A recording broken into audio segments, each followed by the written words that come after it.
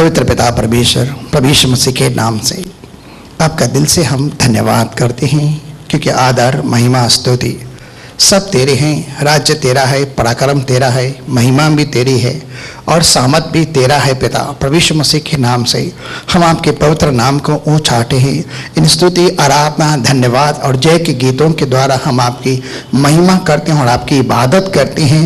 देने के द्वारा भी हम तेरी इबादत करते हैं और इन गवाहियों के द्वारा भी हम आपकी स्तुति करते हैं और आप ही के पवित्र नाम को धन्य कहते हुए आपको सर्वश्रेष्ठ और सर्वदित सिद्ध कहते हैं। पिता, क्योंकि आप सत्य में महान और सामर्थी परमेश्वर हैं। आपके जैसा भला और सामर्थी परमेश्वर और कोई नहीं। यीशु मसीह के पाक पवित्र नाम से हमारे सारे बेटों को स्वीकार कर और होने दे। आज जितने भी बच्चों ने तेरे राज्य के लिए जो कुछ भी दिया है, प्रभु यीशु मसीह के नाम से उन्हें तेरी भली भूमि के अंदर ग्रहण कर प्रभु, बीजों की नाई और उन पर अनुग्रह की ओस बरसाते हुए प्रभु उनकी बराबर कर और यीशु मसीह के नाम से चमत्कारिक रीति से प्रभु उनका बोया गया बीज ऐसे उगे और फलवंत हो जैसे पृथ्वी बोने वालों के लिए फल उत्पन्न करती है। वैसे ही तेरी सरजमीन के ऊपर जो बड़ी जमीन है मसीह के राज्य में, जहाँ महीने में फल आते हैं और 12 के 12 महीने फल आते हैं, प्रभु तेरे लोगों के जीवन में ऐसा ही फल आए ताकि उनके जीवन में कोई कमी घटी न हो। लेकिन 5 रोटी 2 मछली के समान उन्हें बहुगुणित करके उन्हें लौटा, क्योंकि तू अपने सर पर किसी बात का कर्जा रखता नहीं है, लेकिन तू अपनी हैसियत, अपने रुतबे, अपनी महिमा के धन के अनुसार जो मसीह में लौटा कर देता है। आज मैं हर भाई और बहन के लिए दिल से दुआ करता हूँ, जिन्होंने जो कुछ भी दिया है प्रभु उन्हें ऐसे ही आशीष और ऐसा ही अनुग्रह प्राप्त हो और तेरे दास के ऊपर भी प्रभु अनुग्रह कर पिता मसीह के नाम से उसकी निर्बलता, उसकी व्यवस्था के अंदर तेरी सामर्थ प्रकट हो, ताकि बोलने वाला वह न परंतु तेरी पाक पवित्र आत्मा हम सबके साथ बात करे और तेरी महिमा हो। प्रभु यीशु मसीह के पवित्र और सामर्थी नाम से आमीन। परमेश्वर के नाम की महिमा हो। कुछ समय से हम जो शब्दों को सुन रहे हैं, जिन बातों को हम सीख रहे हैं परमेश्वर के वचन के आधार पर, मैं उन बातों के लिए परमेश्वर का धन्यवाद देता हूं कि इन अंतिम दिनों के अंदर परमेश्वर अपने स्वर्ग के भेद हम पर आत्मा के द्वारा, अपने वचन के द्वारा प्रकट कर रहा है। और जो शब्द आप सुन रहे हैं वो अपने आप में मामूली शब्द नहीं, तुच्छ नहीं है, ठीक है, लेकिन उनके अंदर परमेश्वर की सामर्थ्य है। सब लोग बोलेंगे परमेश्वर की सामर्थ्य है। जिन्हें ये प्राप्त होते हैं उनके जीने का और उनके शरीर के चंगे रहने का कारण होते हैं, ठीक है। तो आज शब्द जो है परमेश्वर की ओर से ही है, लेकिन आज आपको सुनना है, समझना है और अपने जीवन में ग्रहण करना है, क्योंकि बिना विश्वास हम परमेश्वर को प्रसन्न कभी नहीं कर सकते हैं। तो परमेश्वर के पास आने वाले को क्या करना है, और विश्वास कैसा हो, विश्वास कैसा हो, वह है, बोलिए वह है, परमेश्वर है, हमारे मध्य में है, मेरे निकट है, मेरे दिल में है। जिसका यह विश्वास है कि यीशु मसीह परमेश्वर का पुत्र है, वह क्या पाता है, संसार पर, संसार की परिस्थितियों पर जय प्राप्त करता है। और जय पाने वाला कौन है, सिंपल लिखा है, जिसका यह विश्वास है यीशु मसीह परमेश्वर का पुत्र है। जिसके पास पुत्र है उसके पास जीवन है, जिसके पास पुत्र है उसके पास पिता भी है, जिसके पास पुत्र नहीं उसके पास जीवन भी नहीं, उसके पास पिता भी नहीं, ठीक है। पहला यूहन्ना 5 अध्याय के अंदर ये सारे शब्द लिखे, आप चाहें तो वहां पर पढ़ कर देख लेना। लेकिन आज हम परमेश्वर की महिमा के लिए कुछ और शब्दों को सीखने जा रहे हैं। चलिए सबसे पहले आते हैं हम 1 तीमुथियुस 1 अध्याय 12 से लेकर 17 तक। कितने लोग पौलुस को जानते हैं? सब लोग जानते हैं, बाइबल के अनुसार पहचानते हैं। कभी आमना सामना नहीं हुआ, क्योंकि पौलुस अभी संसार में नहीं, लेकिन आत्मा के द्वारा हमारे मध्य में भी है और पिता के साथ में भी है, ठीक है, क्योंकि उसने अपनी दौड़ पूरी की, अपनी थाती की रखवाली की, आमीन। और से स्वर्ग में क्या मिला है, न जाने कितने मुकुट मिले, पता नहीं है। कभी कहता है धर्म का मुकुट, कभी कहता है क्या मुकुट, कभी क्या मुकुट, कितने सारे मुकुट मिले पता नहीं है। लेकिन उस दौर के अंदर आप और मैं भी है, आमीन। बोलो मैं भी पौलुस के समान उस दौर में हूं, जहां पर पौलुस को परमेश्वर ने स्वर्ग में बुलाया और वह अपनी दौड़ पूरी करके स्वर्ग में गया, जहां पर उसे इनाम के तौर मुकुट मिला, आमीन। पौलुस को आप क्या मानते हैं? वो खुद कहता है मैं अन्य जातियों के लिए प्रेरित हूं।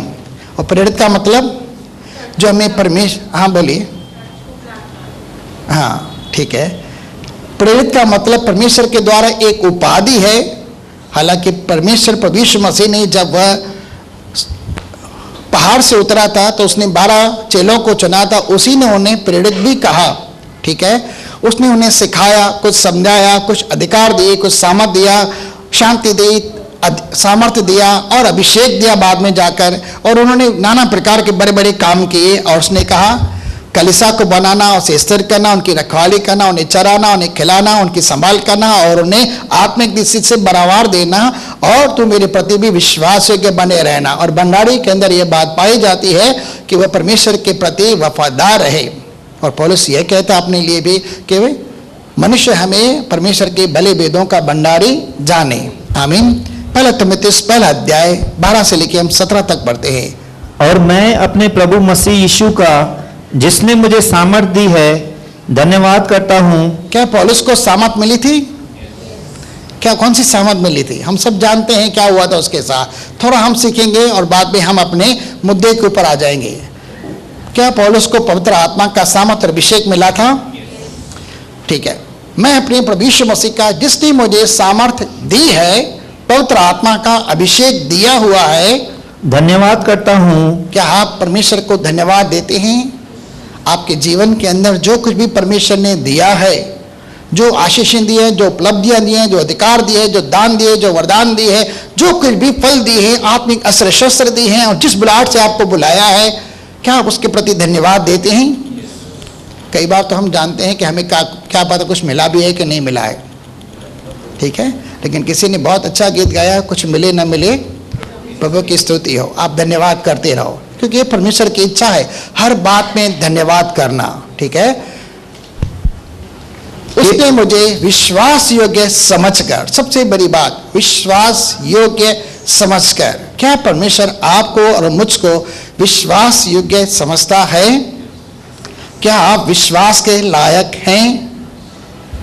अगर आपको कुछ काम दिया जाए, ठीक है, तो क्या आप परमेश्वर के प्रति भय मानते हुए पूरी ताकत लगाकर, पूरा मन लगाकर उसके प्रति कार्य करते हैं? एक स्टोर कीपर रहता है, कहाँ कभी कभी किसी कंपनी के अंदर, कभी फैक्ट्री के अंदर, कहीं क्या, उसे मालिक चाबी दे जाता है, भाई इस स्टोर के अंदर जो आए आप संभाल कर रखना, स्टोर से जो कुछ निकाला जाए आपको पत्र प्राप्त होगा और आप निकालना, और उसकी रखवाली करना। दिन रात वह पहरा लेता है, कभी हाथ में डंडा लेता है और कभी हाथ में बंदूक लेता है, और 24 घंटे उसकी रखवाली करता है। मालिक के कहने से माल अंदर आता है, मालिक के कहने से बाहर जाता है, ठीक है। आपको और मुझको परमेश्वर विश्वास योग्य जानता है। जो थोड़े में सच्चा वो बहुत में भी सच्चा, जो थोड़े में वफादार नहीं वह बड़े में भी वफादार नहीं होता है। लेकिन प्रभु यीशु मसीह आपको और मुझको क्या कहता है मत्ती 25 अध्याय के अंदर, हे विश्वास योग्य सेवक, तू थोड़े में विश्वास योग्य रहा, इसलिए आ, मैं तुझे परमेश्वर के आनंद में और स्वर्गीय वस्तुओं के अंदर तुम्हें सहभागी बनाता हूं। ये शब्द आपके लिए और मेरे लिए है। पौलुस को परमेश्वर ने विश्वास योग्य जानकर कि यह मेरे प्रति वफादार रहेगा, मेरी आज्ञा के प्रति वफादार रहेगा, और मेरी ख्याति के लिए जो मैं उसे देता हूं उसके लिए भी वफादार रहेगा, यह समझकर उसे कुछ प्रदान किया, उसे कुछ अर्पित किया। आगे अपनी सेवा के लिए ठहराया। किस लिए? कि तू मेरी सेवा करना। और परमेश्वर की सेवा क्या है? आप सबको ऊंचा उठाना, ठीक है। कलीसिया को बनाना, कलीसिया को ऊंचा उठाना और परमेश्वर के लिए तैयार करना, और से उसके निकट प्रेम के अंदर निर्दोष निष्कलंक बनाकर हर एक के जीवन के अंदर सिद्धता को ले आना, ठीक है। और पौलुस उस अभिप्राय को पूरा करते हुए तन मन के साथ परिश्रम भी करता है, जहां पर उसे उसके प्राण भी देने पड़ते हैं। आगे, मैं तो पहले निंदा करने वाला, लेकिन यहां कुछ लिखा है, मैं तो पहले क्या था? निंदा करने वाला। आप में से, हम में से काफी सारे लोग हैं, पहले कैसे थे? हम भी ऐसे ही थे। कुरिन्थियों की पुस्तक के अंदर भी ऐसा ही लिखा, तुम ये थे, तुम वो थे, तुम वो थे। हम पहले थे लिखा है भाई। मैं तो पहले निंदा करने वाला था और सताने वाला, बहुत सताने वाला था, और अंधेर करने वाला था। अंधेर, ये पौलुस खुद अपने लिए कह रहा है। मैं नहीं समझता कि उसने अपने जीवन के अंदर किसी के साथ उपद्रव किया, लेकिन कहीं कहीं पर कुछ उसने बातें लिखी हैं बाइबल के अनुसार। आज हम उनके विवरण के बारे में नहीं देखने जा रहे हैं, लेकिन थोड़ा बहुत उसे समझने की कोशिश करेंगे, और जो आज परमेश्वर का भी पड़ा है आपके लिए मेरे लिए उसे प्रकट करने की कोशिश करेंगे। मैं तो पहले अंधेर करने वाला था, तो भी मुझ पर परमेश्वर की दया हुई, क्योंकि मैंने अविश्वास की दशा में उस समय वह विश्वास नहीं करता था, लेकिन वह किस पर विश्वास करता था? यहोवा परमेश्वर पर, मूसा की व्यवस्था पर, ठीक है, और अपने आप पर विश्वास भरोसा करता था। उसके जीवन में जो कुछ भी योग्यताएं थी उसके ऊपर वह विश्वास और भरोसा करता था, और यीशु मसीह को छोड़ किसी और नाम को परमेश्वर करके जानना सुनना पसंद नहीं करता था। और अगर कोई इसके सामने दूसरा आ जाए तो वह झुंझला उठता था, वह भड़क उठता था और अपने आपे से बाहर आकर न जाने क्या कुछ गड़बड़ियां करने लगता था।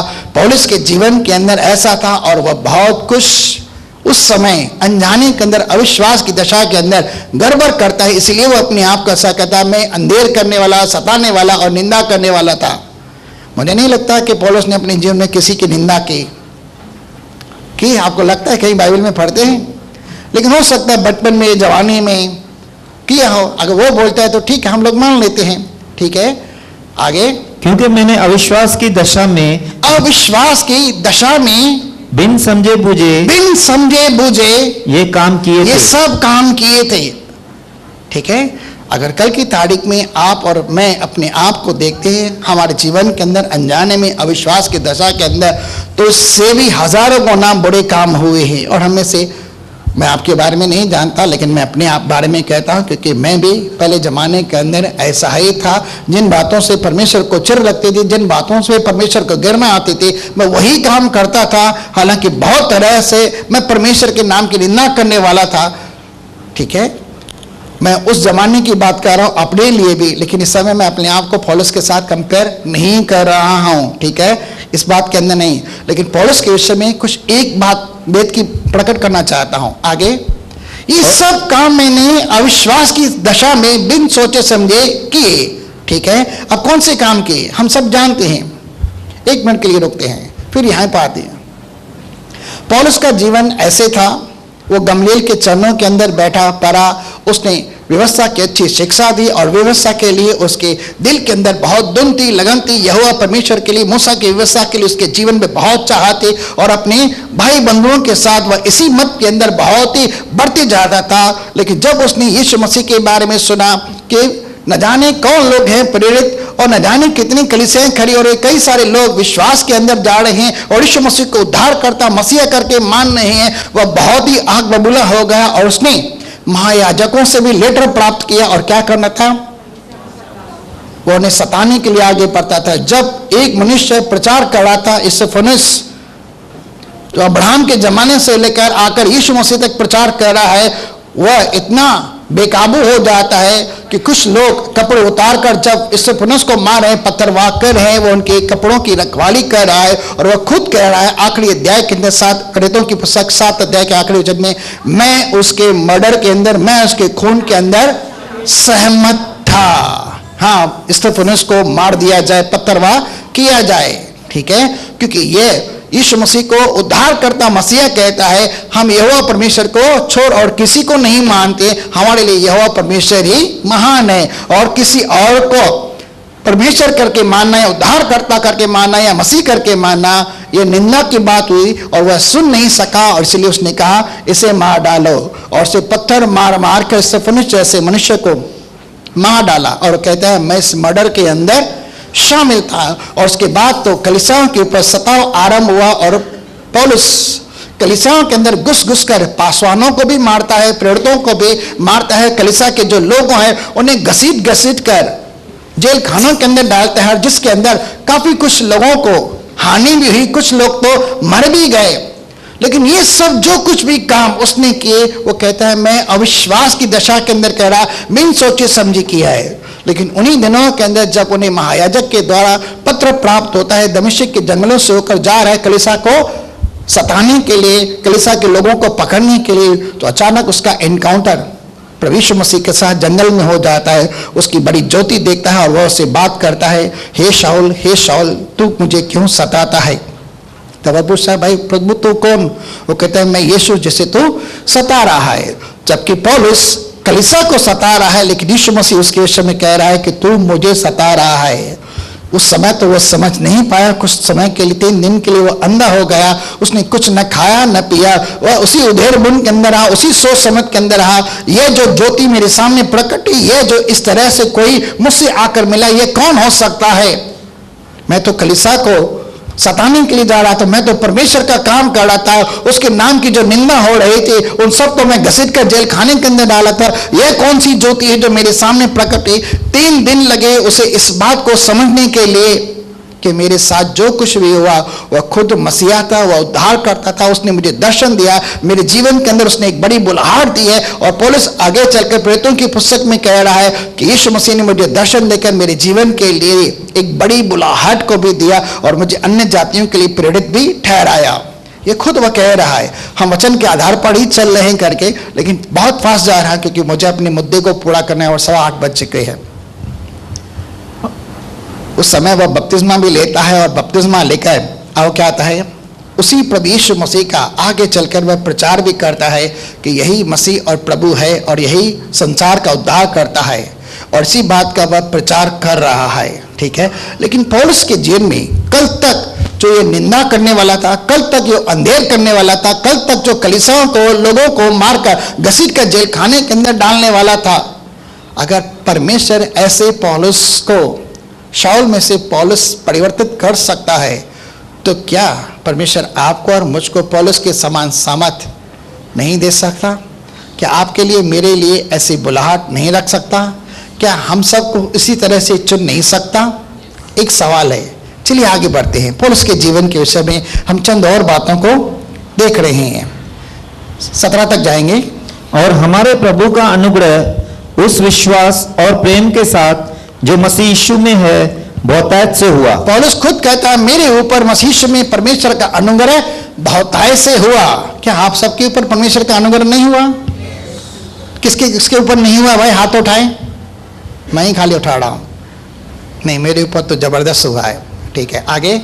यह बात सच और हर प्रकार से मानने के योग्य है। यह बात सच है, हर प्रकार से मानने के लायक है, यानी ये बात कबूल की जानी चाहिए हर तरह से कि मसीह यीशु पापियों का उद्धार करने के लिए जगत में आया। यीशु मसीह क्यों आया भाई संसार में?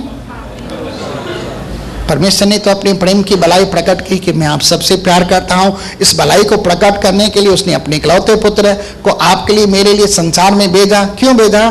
ताकि पाप जो हमने किए थे, हमारे पुरखाओं ने जो अधर्म किए थे, उन सब के कारण वह खुद बलिदान दे, खून चढ़ाए, अपने लहू की आहुति दे और हमारे पाप की सजा को मौत के तौर गले लगाकर मरे, और उसके नाम पर विश्वास करने के द्वारा जो वह मरकर तीसरे दिन जिंदा हुआ, स्वर्ग में उठाया गया, उसके नाम पर विश्वास करने के द्वारा हमें धर्मी ठहराए, अर्थात हमारे सारे पाप माफ करे।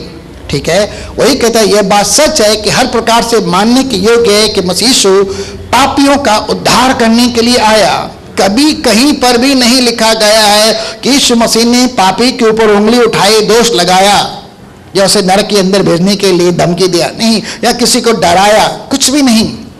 लेकिन जितने सारे बड़े से बड़े पापी उसके पास है, उन सबको उसने माफ किया, और उसने इस तरह से माफ करने के द्वारा परमेश्वर के दिव्य निस्वार्थ पवित्र प्रेम को प्रकट किया कि परमेश्वर आपको बुला रहा है और आपसे प्यार कर रहा है और आपको क्षमा करने के लिए तैयार है। सिर्फ आप मन फिराओ, पश्चाताप करो, अपने पापों से तौबा करके परमेश्वर के पास लौट आओ, वह आपको क्षमा करेगा।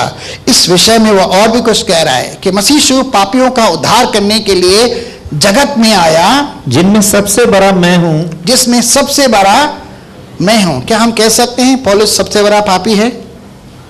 आज हम पौलुस को एक संत के तौर देखते हैं, एक प्रेरित के तौर देखते हैं, एक उपदेशक के तौर देख रहे हैं, एक शिक्षक के तौर देख रहे हैं, और एक आदर्श के तौर पर भी देख रहे हैं। सही है, और हम पौलुस के आदर्श के पीछे चलने की कोशिश करते हैं। हमें से तो कोई कोई पौलुस बनना भी चाहता है। जैसे हमारे बीच पास्टर्स थे, वो भी पहले कहते कि मैं काश पौलुस के जैसा बनो, लेकिन जैसे ही परमेश्वर ने उन्हें बात की तो उसने कहा नहीं नहीं, मुझे तो पौलुस नहीं बनना है, लेकिन मुझे तो यीशु मसीह के समान बनना है। लेकिन पौलुस किसके पीछे जा रहा है?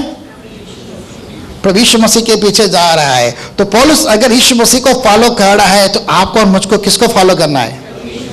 और ये हमारे लिए एक आदर्श है। यीशु मसीह आपके लिए, मेरे लिए आदर्श है, और यीशु मसीह उसी आदर्श को पौलुस के सामने प्रकट करता है और वह उसी के समान सीधी चाल चल रहा है। ठीक है, तो कैसी सीधी चाल चल रहा है, कुछ हम उन बातों को भी देख रहे हैं। चलिए आ रहे हैं, हो गया 17 तक। पर मुझ पर इसीलिए दया हुई, मुझ पर क्यों दया हुई? इसलिए दया हुई कि मुझ सबसे बड़े पापी में, मुझ सबसे बड़ी पापी पर यीशु मसीह अपनी पूरी सहनशीलता दिखाए। यीशु मसीह अपनी पूरी सहनशीलता दिखाए। क्या परमेश्वर आपके प्रति अनुग्रह करके अपनी सहनशीलता, प्रेम और उसकी भलाई को प्रकट नहीं करता? क्या आप में से कभी किसी को परमेश्वर ने नकारा है? नहीं, तू जा यहां से, मैं तुझे स्वर्ग नहीं दे सकता, मैं तुझे माफ नहीं कर सकता, तेरा पाप बहुत बड़ा है। क्या ऐसा कोई पाप है जो यीशु मसीह माफ ना कर सके?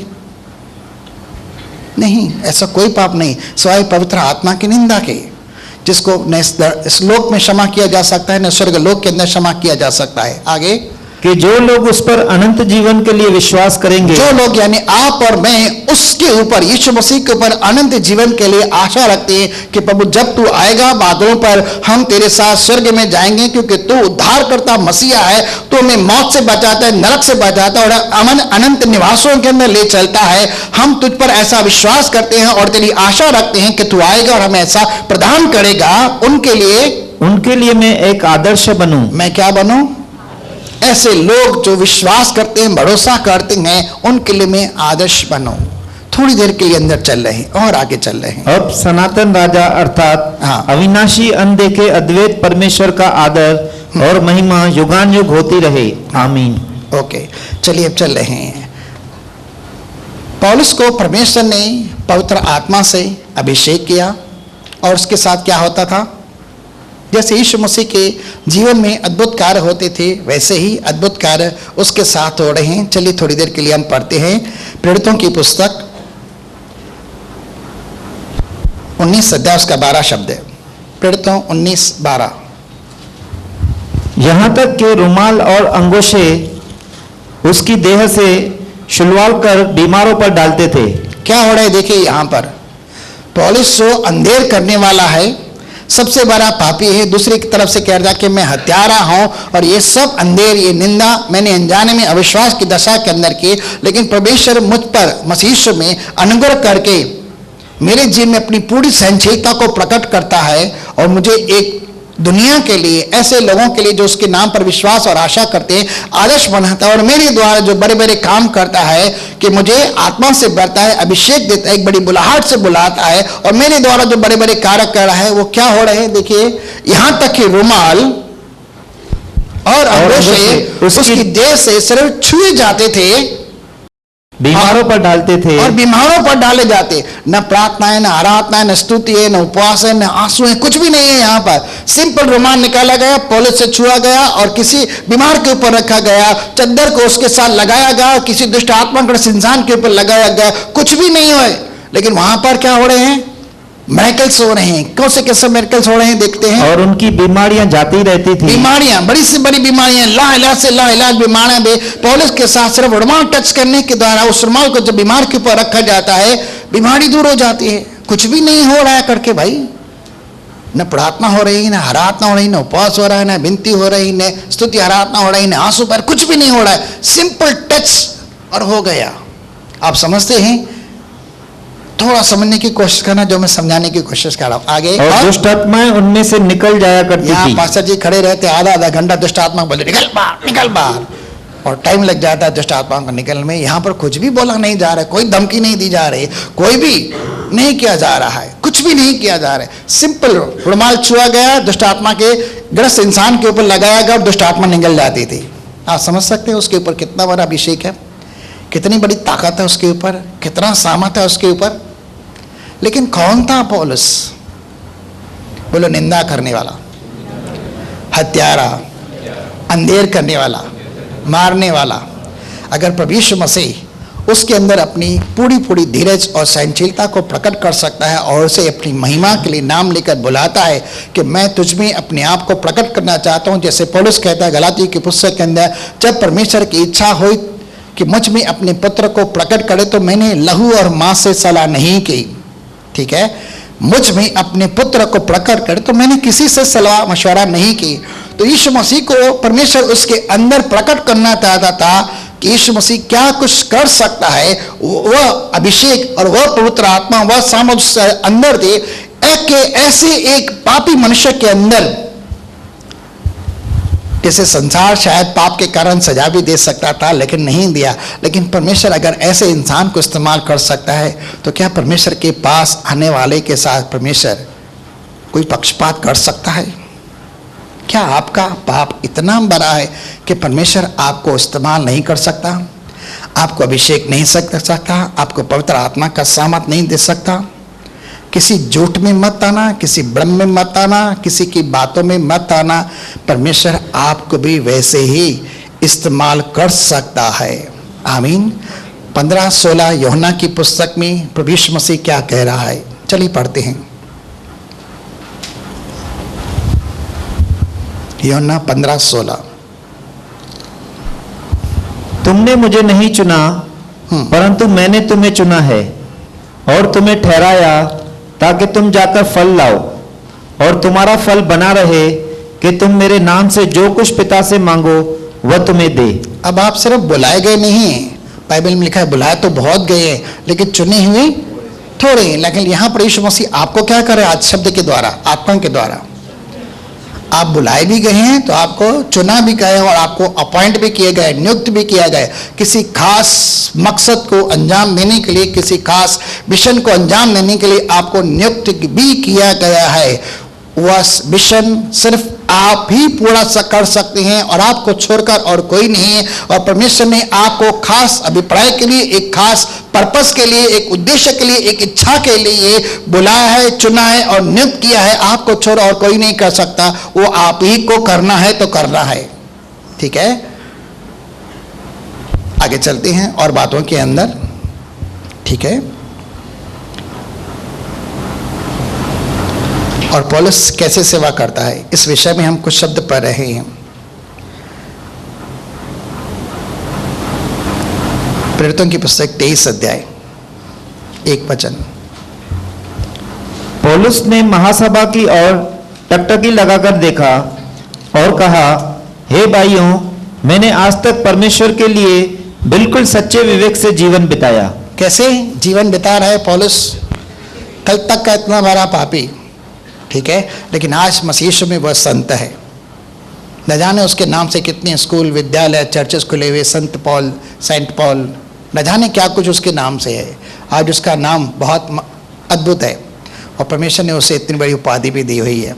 ठीक है, लेकिन कैसे सेवा करा है?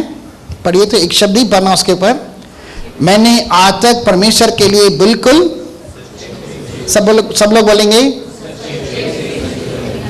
अब ये विवेक ही है जहां पर सबसे पहले शैतान कल्पनाओं के द्वारा, विचारों के द्वारा, बातों के द्वारा अटैक करता है। तू नहीं, तू तो पापी है, और वो वहां पर उंगली उठाता है। ये शैतान का काम है, उंगली उठाना। ठीक है, वो वहां पर पहले आप कमजोर हो, आपकी प्रार्थना इतनी नहीं है, आपका उपवास इतना नहीं है, आपका डेडिकेशन इतना नहीं है, और आपका जीवन इतना समर्पित नहीं है, आप ये हैं, आप वो हैं, आप ये हैं, आपको ज्ञान नहीं, आपको विज्ञान नहीं, आपको ये नहीं है। वो आपको जानबूझकर ऐसा करने की कोशिश करेगा ताकि आप विश्वास से क्या आ जाए, मुकर जाए और परमेश्वर के शब्द के ऊपर क्या करे, संदेह करे। हाँ, नहीं, मैं तो नहीं। जिस समय आपने ऐसा सोचा, आप शैतान की बातों में सरोकार रखते हैं, लेकिन जिस समय आपने परमेश्वर पर, उसके शब्द पर विश्वास किया, आप परमेश्वर के साथ सहमत हो जाते हैं, उसकी आत्मा के साथ एक हो जाते हैं, और जो परमेश्वर की संगति में एक रहता है उसके साथ वह एक आत्मा बन जाता है। आप जब आत्मा में एक हो जाते हैं तो आप अपने आप को नहीं देखते, आप मसीह को देखते हैं जो आपके अंदर है। जिसके अंदर मसीह की आत्मा नहीं, वह परमेश्वर का नहीं है। लेकिन आपके अंदर परमेश्वर की आत्मा है तो आप यह भी नहीं कह सकते कि यीशु मसीह शापित है, नहीं, लेकिन आप उल्टा यह कहते हैं कि यीशु मसीह प्रभु है। सब लोग कहते हैं, तो उसका मतलब आपके अंदर कौन सी आत्मा है? कौन सी आत्मा है भाई? मैं कोई दूसरा सुसमाचार नहीं सुना रहा हूं, कोई दूसरा सुसमाचार है नहीं। अगर मैं ये कहूंगा तो मैं शापित बन जाऊंगा पौलुस की तरह से। दूसरा समाचार है ही नहीं। सबसे पहले वो आपकी योग्यता के ऊपर। लेकिन सबसे पहले अगर हम चले उत्पत्ति की पुस्तक पहले अध्याय के 26 वचन के अंदर, तो वहां क्या लिखा है?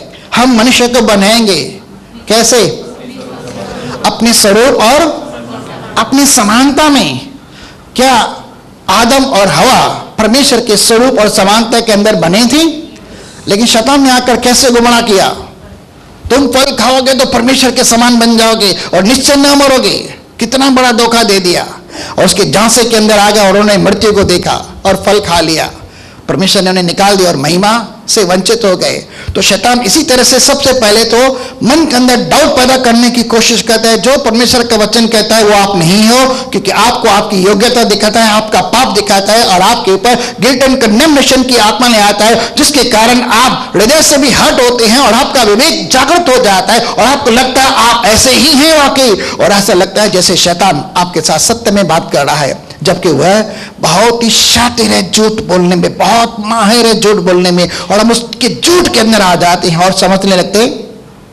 लेकिन यहाँ पौलुस पवित्र आत्मा प्रभु यीशु मसीह के द्वारा कहता है, मैंने तुझे चुना है, नियुक्त किया और तुम्हें ठहराया है कि जाकर तुम फल लाओ और तुम्हारा फल बना रहे। क्या आप चुने हुए हैं?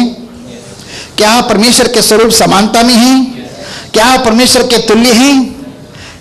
यीशु मसीह भी जब कहता था परमेश्वर को अपना पिता, तो अपने आप को परमेश्वर के तुल्य बनाता था। लोग कभी कभी पत्थर उठा लेते थे उसे मानने के लिए, कहते थे तू परमेश्वर की निंदा कहता है, मनुष्य होकर तो अपने आप को परमेश्वर के बराबर बनाता है।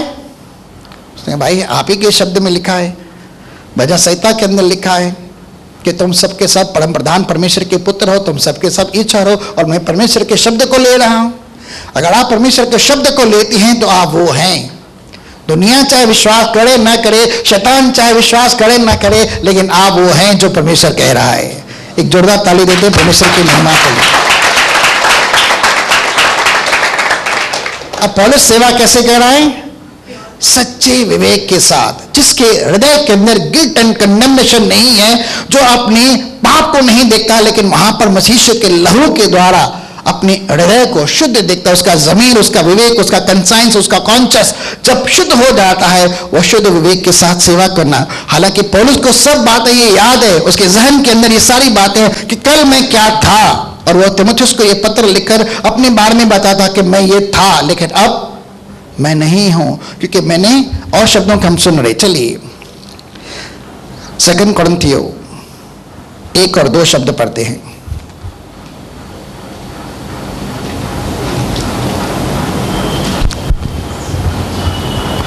2 कुरिन्थियों 4 अध्याय 1 और 2।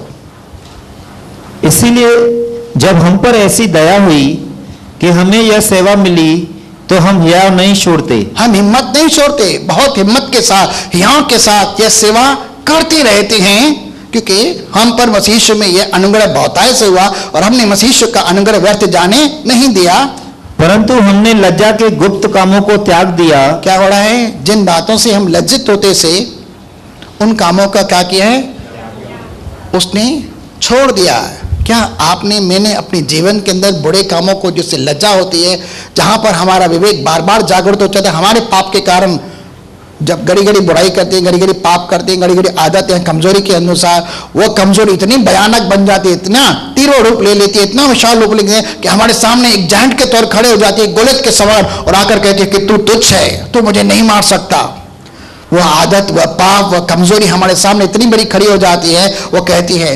लेकिन जब यीशु मसीह के लहू को हम पुकारते हैं, तो कंसाइंस को, कॉन्शियस को भी, विवेक को भी, जहन को भी शुद्ध कर देता है, और उसके बाद वह जायंट हमारे लिए टिड्डी बन जाता है। यीशु मसीह के लहू के द्वारा ही हम शैतान पर अपनी मुंह की गवाही के द्वारा ही जय प्राप्त कर सकते हैं। वहां पर उस समय हमारा विवेक गवाही देता है कि हम पापी नहीं, हमारे पाप माफ किए गए, हम मसीह के लहू में धर्मी हैं। ठीक है, परंतु हमने लज्जा के सब गुप्त कामों को छोड़ दिया है। यानी हमें आगे चलकर अगर सेवा के लिए आगे बढ़ना है, तो अपनी सब बुराइयों को, सारी गंदी आदतों को, कमजोरियों को छोड़ देना है, लेकिन परमेश्वर के निशाने की ओर, जहां पर उसने आपको और मुझको बुलाया है, वहां पर धीरज के साथ दौड़ते हुए उस सेवा को अंजाम देना है। और संसार के पापों के अंदर अपने आप को उलझाना नहीं है, क्योंकि पाप के कारण हम उलझ भी जाते हैं, भटक भी जाते हैं और हम स्टक भी हो जाते हैं। ठीक है, आगे। और न चतुराई से चलते, चतुराई या बुद्धिमानी से नहीं चलते, ये परमेश्वर के शब्द में भी मिलावट नहीं करते हैं। चलिए और आगे बढ़ते और न हैं। परमेश्वर के वचन में मिलावट करते हैं, परंतु सत्य को प्रकट करके परमेश्वर के सामने हर एक मनुष्य के विवेक में अपनी भलाई बैठाते हैं। चलिए एक और शब्द पढ़ते हैं, 20 अध्याय, प्रेरितों 20 अध्याय 26 और 27।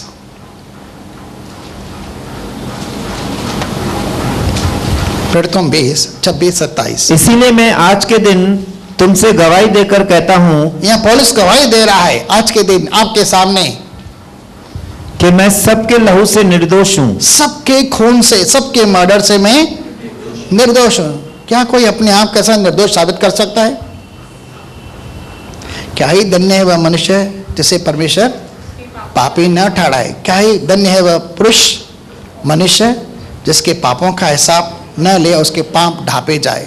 ठीक है, भजन संहिता के अंदर दाऊद तो कह रहा है, भजन संहिता 51 के अंदर वह परमेश्वर से क्षमा की मांग भी करता है, दाऊद के बारे में कह रहा हूं। लेकिन यहाँ पौलुस भी विश्वास के साथ मसीह के बलिदान के ऊपर जब विश्वास करता है, उसके द्वारा अपने आप को धर्मी पवित्र ठहराता है। वो क्या कहता है?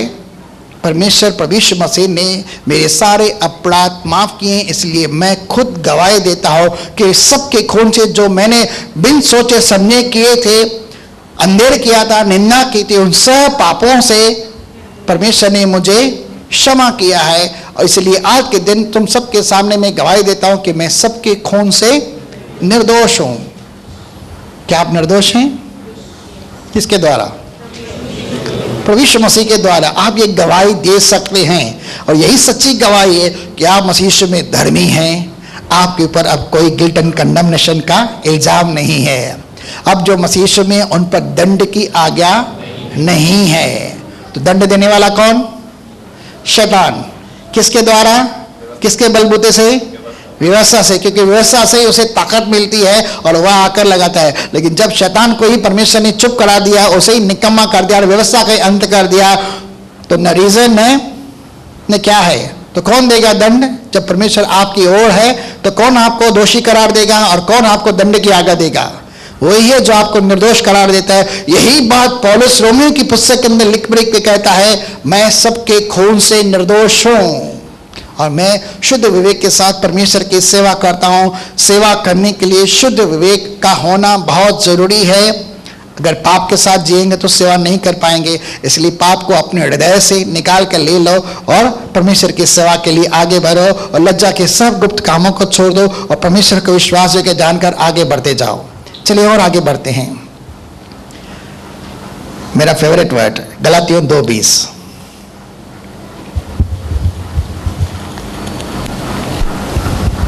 मैं मसीह के साथ क्रूस पर चढ़ाया गया हूं। अब यहाँ पर वह पाप के लिए अपने आप को मृतक घोषित करता है, रोमियो 6 अध्याय के अंदर भी, और यहाँ पर कहता है अब मैं जिंदा नहीं हूं। मैं जिंदा रहूंगा तो संसार के अंदर बहुत सारी बातें मुझे अट्रैक्ट करेंगी, लेकिन अब मैं पाप के अधीन नहीं, पाप के लिए मर चुका हूं, मसीह के साथ क्रूस पर चढ़ा गया, अब मैं जिंदा ही नहीं हूं। जब जिंदा ही नहीं तो मैं पाप कहां करूंगा? बिल्कुल नहीं करूंगा। लेकिन अगर जिंदा है, मेरे अंदर मसीह यीशु जिंदा है, तो वो धर्म के काम करेगा। यीशु मसीह तो आया था ना परमेश्वर की इच्छा को पूरा करने के लिए। मैं मसीह के साथ क्रूस पर चढ़ाया गया, अब मैं जिंदा नहीं पर मसीह मुझ में जीवित है। आपके अंदर कौन जिंदा है भाई? सब लोग बोलेंगे, यहां पर हाथ रख के बोले आपके अंदर कौन जिंदा है? सच में बोलना। नेक्स्ट संडे को हम लोग कुछ इसके बारे में सीखेंगे। आपके अंदर कौन जिंदा है? सब पक्का? लिखा है क्या? देखिए पढ़िए तो, मसीह मुझ में जिंदा, ये लिखा है भाई। यीशु कहां लिखा है? पढ़िए पढ़िए। पर मसीह मुझ में जीवित है। Christ lives in you. ठीक है, मसीह जो अभिषेक है वो आपके अंदर जिंदा है। क्या आप इसे यूं ही जाने देंगे? पाप के द्वारा, बुराई के द्वारा उसे खोने देंगे? उस बड़ी धरोहर को आप ऐसे ही जाने देंगे पाप के द्वारा, बुराई के द्वारा? अगर आपके अंदर मसीह यीशु जिंदा है, क्या वह नाराज नहीं होता? क्या वो शौकत नहीं होता जब हम गलती करते हैं, गुनाह करते हैं? विवेक भी शैतान के द्वारा हमारे ऊपर दोष लगा देता है। शैतान को भी मौका मिलता है जब हम गलती करते हैं। क्या हम उसे ऐसे ही जाने देंगे? नहीं। पर मसीह यीशु मुझ में जिंदा है और मैं शरीर में अब जो जीवित हूँ, हाँ, तो केवल उस विश्वास से जीवित सिर्फ हूँ। विश्वास से जिंदा हूं। शरीर में जिंदा है। उसने भी बपतिस्मा लिया। किसके द्वारा लिया था भाई? कोई नाम बताएगा? किसने उसके सर पर हाथ रखा और बपतिस्मा दिया, उसके आंखों से छिलके गिरे?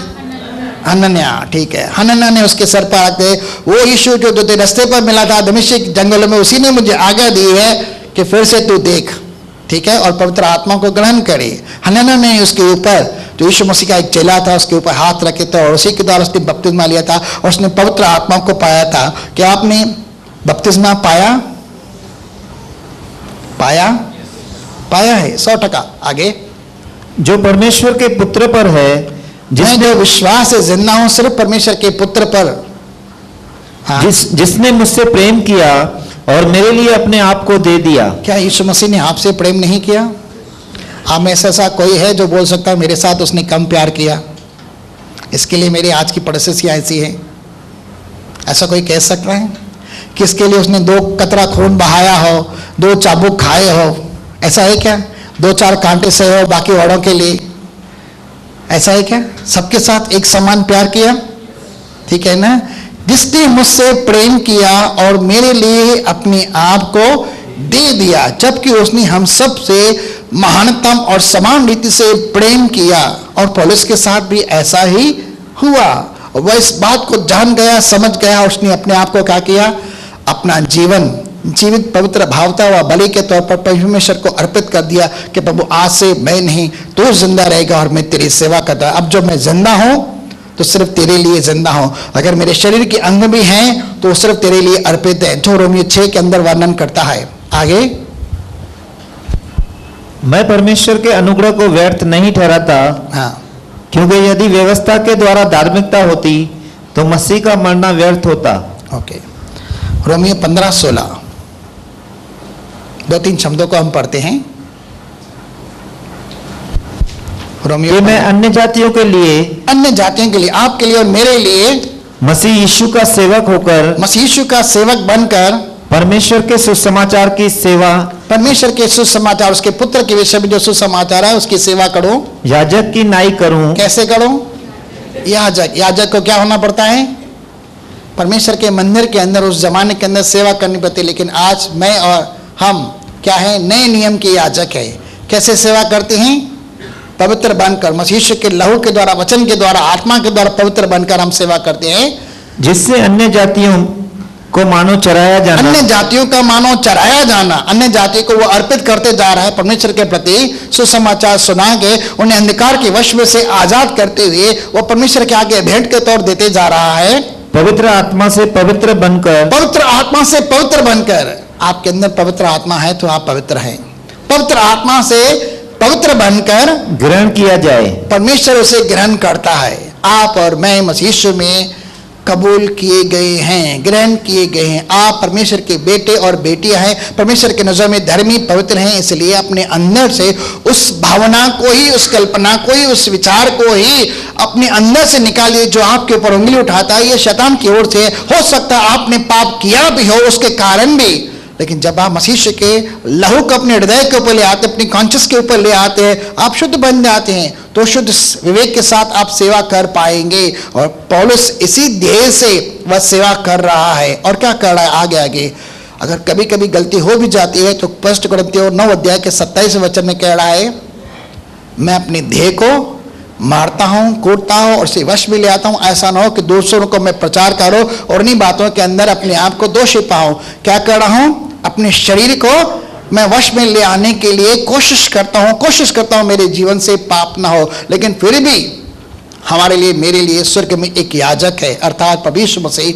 न केवल वह हमारे लिए याजक का, महायाजक का काम करता है, लेकिन वह पूरे संसार के पापों का प्रायश्चित भी है। उसका लहू हम सबको धोकर शुद्ध पवित्र करता है। और आगे हम चल रहे हैं चंद बातों में।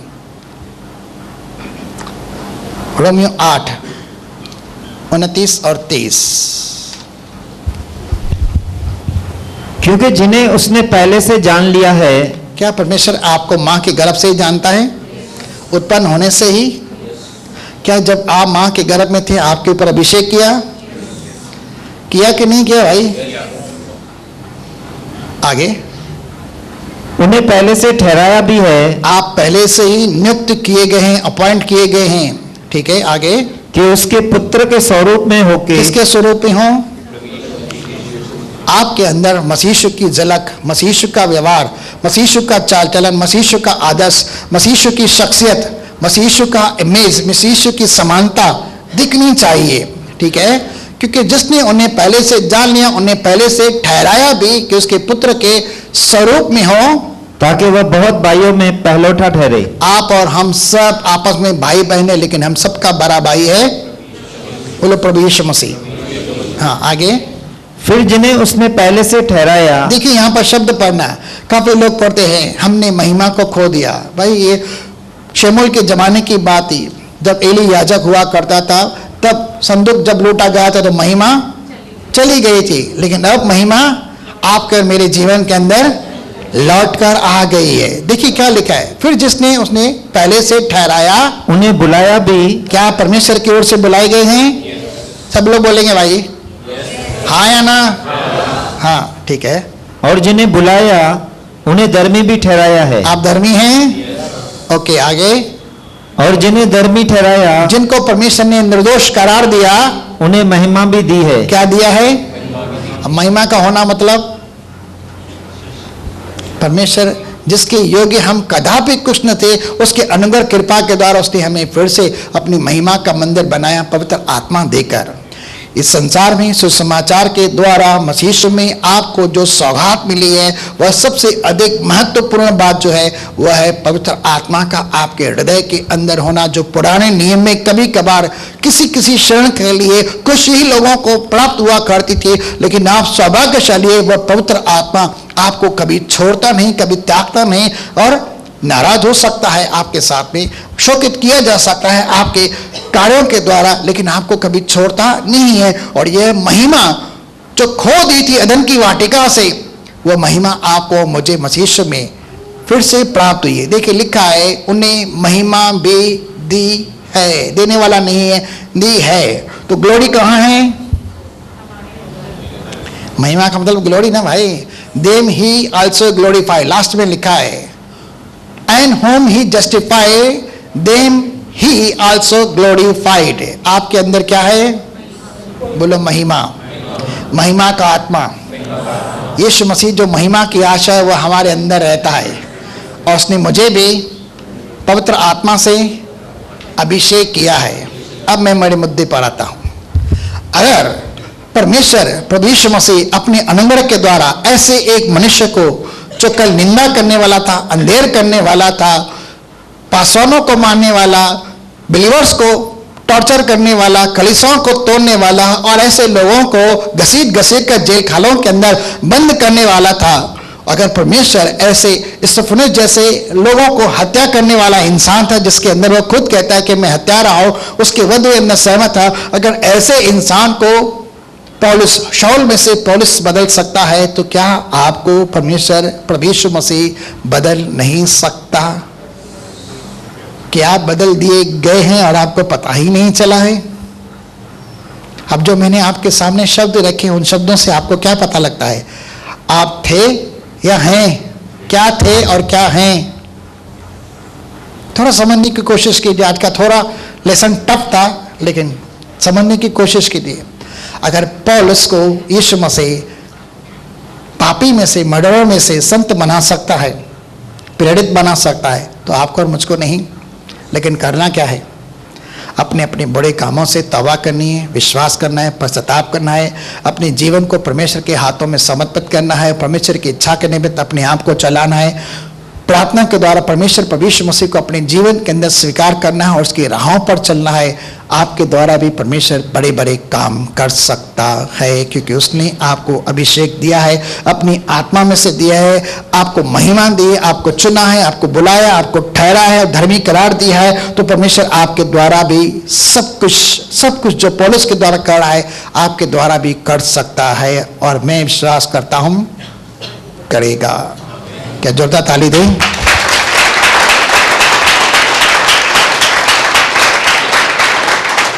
अगले सप्ताह रविवार के दिन हम प्रभु भोज की विधि में सम्मिलित होंगे, और उस दिन